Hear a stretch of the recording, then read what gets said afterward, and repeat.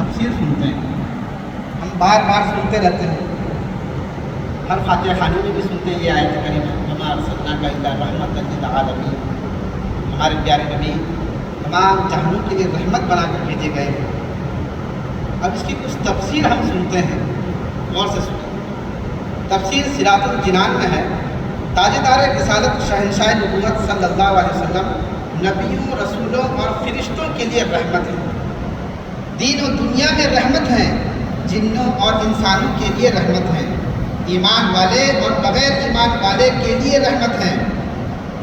یہ بھی خیالات آتے ہوں گے ہمارے نبی مسلمانوں کے لیے رحمت ہے، غیروں کے لیے تھوڑی رحمت ہے، ایسا نہیں ہے، بلکہ مسلمانوں کے لیے بھی رحمت ہے اور غیر مسلم کے لیے بھی رحمت ہے، حتیٰ کہ حیوانات، نباتات اور جمادات یعنی بے جان چیزوں کے لیے رحمت ہے۔ غرض عالم میں جتنی چیزیں داخل ہیں سید المرسلین صلی اللہ علیہ وسلم ان سب کے لیے رحمت ہیں۔ سلطان المفسرین صحابی رسول حضرت عبداللہ بن عباس رضی اللہ تعالیٰ عنہما فرماتے ہیں حضور اکرم نور مجسم صلی اللہ علیہ وسلم کا رحمت ہونا عام ہے، ایمان والے کے لیے بھی اور ان کے لیے بھی جو ایمان نہ لایا۔ مومن کے لیے تو آپ صلی اللہ علیہ وسلم دنیا و آخرت دونوں میں رحمت ہیں، اور جو ایمان نہ لایا ان کے لیے آپ صلی اللہ علیہ وسلم دنیا میں رحمت ہیں کہ جان عالم نور مجسم صلی اللہ علیہ وسلم کے صدقے میں اس کی دنیاوی عذاب کو مؤخر کر دیا گیا، اس سے زمین میں دھنسانے اور شکلیں بگاڑ دینے کا عذاب اٹھا دیا گیا۔ اعلیٰ حضرت امام اہل سنت شاہ امام احمد رضا خان علی رحمۃ الرحمن فرماتے ہیں عالم ما سوا اللہ کو کہتے ہیں، یعنی اللہ پاک کے علاوہ جو کچھ ہے سب عالم ہے، صرف اللہ تبارک تعالیٰ عالم ہے، اس کے علاوہ اللہ کے علاوہ جو کچھ ہے صرف یہ دنیا نہیں بلکہ اس دنیا کے علاوہ بھی پتہ نہیں کتنے جہاں ہیں، چاند، سورج، زمین، ساتویں زمین، آسمان اور اس میں کتنے مخلوقات ہیں۔ اس لیے کہا گیا رحمت للعالمین، عالم نہیں کہا گیا، عالمین کہا گیا، یعنی بہت سارے عالم ہیں، صرف یہ ایک عالم نہیں ہے، بہت سارے عالم ہیں۔ تو یہاں پر اللہ کے سوا جتنے عالم ہیں، جتنی چیزیں ہیں، سب کیا ہے؟ عالم ہے، وہ عالم میں سے ہے، اس میں انبیاء و ملائکہ سب داخل ہیں، تو لازمی طور پر حضور پرنور سید المرسلین صلی اللہ علیہ وسلم ان سب پر رحمت و نعمت ہوئے اور وہ سب حضور کی سرکار عالی سے فیض یاب ہوئے۔ پیارے اسلامی بھائیوں، ہمارے آقا و مولا مکی مدنی مصطفیٰ صلی اللہ علیہ وسلم یعنی تمام جہانوں کے لیے رحمت ہے، اور ہم آپ کے امتی رحمت للعالمین صلی اللہ علیہ وسلم کا امتی ہونے کا تقاضا ہے کہ ہم بھی رحم دل بنیں، پیار محبت، بھائی چارہ، احسان اور مہربانی والے جذبات دل میں بڑھائیں۔ اپنے وقت کے بڑے بڑے امام عبد الوہاب شعرانی نے اس تعلق سے بڑے پیارے مدنی پھول دیے ہیں، اس کو سنیے۔ آپ فرماتے ہیں رسول رحمت شفیع امت صلی اللہ علیہ وسلم کی جانب سے تمام مسلمانوں کو یہ نصیحت ہے کہ ہم شریعت کے دائرے میں رہ کر تمام مخلوق پر رحم و شفقت کریں۔ اچھا، یہ ہم شریعت کے دائرے میں رہ کر تمام مخلوق پر شفقت و مہربانی کریں، یہ بہت غور کرنے کی بات ہے۔ شفقت بھی کریں، نرمی بھی کریں، لیکن شریعت کے دائرے میں رہیں۔ اس پہ اگر ہم تھوڑا سے غور کریں بات سمجھ میں آئے گی۔ دیکھیے، بہت ساری ایسی چیزیں ہیں، مثال کے طور پہ میں ایک مثال دے کر آپ کو عرض کرتا ہوں۔ میرا چھوٹا بھائی ہے، اس نے کوئی غلط کام کیا، اب غلط کام کرنے کی وجہ سے مجھے بڑے بھائی ہونے کے ناطے مجھے تنبیہ کرنا ہے اس کو۔ اب تنبیہ میں کروں گا ضرور، لیکن شریعت کے دائرے میں رہ کے تنبیہ کروں گا۔ اب شریعت کا دائرہ کیا ہے؟ اب شریعت کے بغیر دائرے سے ہٹ کے وہ کیا ہے؟ شریعت کے دائرے سے ہٹ کے اگر تنبیہ کرتا ہوں، میں گالی گلوچ دے دوں اس کو، غلطی کیا ہے نا، تو میں بڑا بھائی ہونے کے ناطے اس کو گالی بھی دے سکتا ہوں، جو کہ غلط ہے، شریعت سے دائرے سے باہر ہے۔ دیگر میں سزا بھی دے سکتا ہوں، مجھے اختیار ہے، سزا دینے کی جو شریعت نے کہا ہے کس طرح سے سزا دینی ہے، اگر میں اس سے ہٹاؤں تو میں گناہ گار ہوں گا، میں ظلم کرنے والا بن جاؤں گا۔ یہ ہے شریعت کے باہر ہٹ کر میں اس کو تنبیہ کر رہا ہوں چھوٹے بھائی کو۔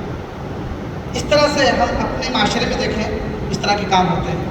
ایک باپ اپنے بیٹے کو، ماں اپنے بچوں کو، اسی طرح استاد اپنے شاگردوں کو، مالک اپنے ماتحت کو شریعت کے دائرے میں رہ کر تنبیہ کرتا ہے یا شریعت کے دائرے سے ہٹ کر تربیت کرتا ہے۔ اب آئیے ہم شریعت کے دائرے میں رہ کے کیسے تربیت کریں، اس کا ایک مثال ہے۔ اب چھوٹا بھائی غلطی کیا ہے تو اس کو ہم سمجھائیں، نرمی سے سمجھائیں۔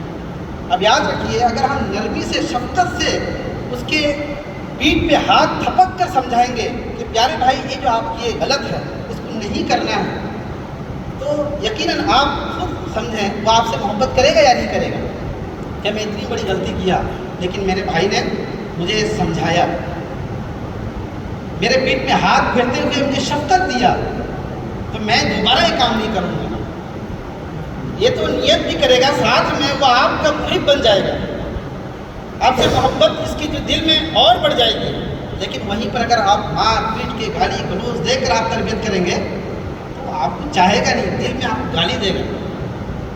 تو یہ ہے اس کا مطلب، شریعت کے دائرے میں رہ کر اور شریعت کے دائرے سے ہٹ کر تربیت اس انداز میں بتایا گیا ہے۔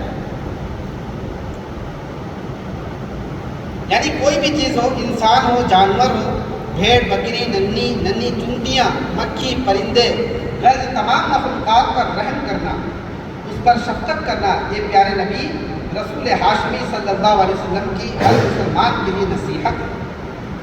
حضرت ابو موسیٰ اشعری رضی اللہ تعالیٰ عنہ سے روایت ہے، رسول اکرم صلی اللہ علیہ وسلم نے فرمایا، لا تدخلوا الجنت حتی تراحموا، یعنی تم اس وقت تک جنت میں داخل نہیں ہو سکتے جب تک آپس میں رحم دل نہ ہو جاؤ۔ صاحب کرام علیہ رضوان نے عرض کیا، یا رسول اللہ صلی اللہ علیہ وسلم، کلنا رحیم، یعنی ہم سب ہی رحم کرنے والے ہیں۔ فرمایا مطلب یہ نہیں کہ تم میں سے کوئی اپنے دوست پر رحم کرے، بلکہ اس سے مراد رحمت عامہ ہے، یعنی تمام مخلوق، انسان، جانور، مکھی، چونٹی وغیرہ سب کے لیے رحم دل ہو جاؤ۔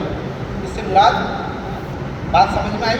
یعنی صرف میں انسان کے لیے رحم دل بن جاؤں، اس سے مراد یہ نہیں، میں انسان کے لیے صرف رحم دل بن جاؤں، اس سے مراد یہ نہیں ہے۔ مراد یہ ہے کہ اللہ کے ہر مخلوقات کے لیے میں رحم دل بن جاؤں، حتیٰ کہ چونٹی کے لیے، حتیٰ کہ پرندوں کے لیے بھی، ہر ایک کے لیے میں رحم دل بن جاؤں، اس سے مراد یہ ہے۔ اچھا، اس میں یہ بھی بات آپ کے ذہن میں آ رہی ہوگی، اب میں ذبح کر رہا ہوں، یہ کون سا رحم ہے؟ مچھلی کو کاٹ رہا ہوں کھانے کے لیے، یہ اس پر تو رحم نہیں ہوا۔ لیکن جو چیز حلال ہے، اللہ تبارک تعالیٰ نے حلال کیا ہے کھانے کے لیے، اس کی اجازت ہے، تو اس کو کاٹنا، اس کو کھانا ظاہر سی بات ہے، یہ کوئی مسئلہ نہیں ہے۔ لیکن اس میں بھی حکم ہے، اگر آپ بکرا کو ذبح کرتے ہیں کیا حکم ہے؟ چھری تیز ہونا چاہیے، حکم ہے یا نہیں؟ کیوں حکم ہے؟ ہم سب جانتے ہیں اگر چھری کھردری ہوگی یعنی تیز نہیں ہوگا تو ظاہر سی بات آپ ذبح کریں گے، اس کو تکلیف ہوگی ساتھ۔ اس لیے کہا جاتا ہے جانور ذبح کرنے سے پہلے آپ تیز کر دیں تاکہ اس کو کم تکلیف ہو اور فوری طور پر ذبح ہو جائے، تاکہ جو ہے نا حلال ہو جائے۔ اس لیے کہتے ہیں جب تک جانور ٹھنڈا نہ ہو جائے اس پر ہاتھ نہ اتاریں۔ یہ تمام چیزیں جو ہے نا رحم کے دائرے میں ہیں، رحم کرنے کے دائرے میں ہیں۔ اللہ پاک کے نبی حضرت موسیٰ علیہ السلام بڑے جلال والے تھے اور اس کے ساتھ انتہائی رحم دل بھی تھے۔ اعلان نبوت سے پہلے آپ بکریوں کی دیکھ بھال کیا کرتے تھے۔ ایک مرتبہ یوں ہوا کہ ایک بکری ریوڑ سے جدا ہو کر بھاگ نکلی۔ حضرت موسیٰ علیہ السلام اسے پکڑنے کے لیے پیچھے تشریف لے گئے۔ بکری بھاگتی گئی یہاں تک کہ ایک جگہ کانٹے دار جھاڑیوں میں جا کر پھنس گئی۔ آپ حضرت موسیٰ علیہ السلام نے اسے جھاڑیوں سے نکالا، اس کے جسم میں کانٹے لگ گئے تھے اور بکری کے پیچھے جاتے جاتے حضرت موسیٰ علیہ السلام کے پاؤں مبارک بھی زخمی ہو چکے تھے، مگر قربان جائیے حضرت موسیٰ علیہ السلام کو اتنی تکلیف کی کچھ پرواہ ہی نہیں تھی۔ آپ نے اس بکری کو کندھوں پر اٹھایا، روتے جاتے اور فرماتے جاتے، اے بکری، تو نے خود کو بھی تھکایا، مجھے بھی تھکا دیا، تجھے میرا تو خیال نہیں تھا، کیا اپنا بھی خیال نہیں آیا؟ اللہ اکبر۔ انبیاء کرام علیہ السلام کی الہی شان ہے، اسے کہتے ہیں خود سے بڑھ کر دوسروں پر رحم کرنا۔ یہ کیسی شفقت اور رحمت ہے، کاش ہم گناہ گاروں سخت دل والوں کو بھی رحمت و شفقت نصیب ہو جائے۔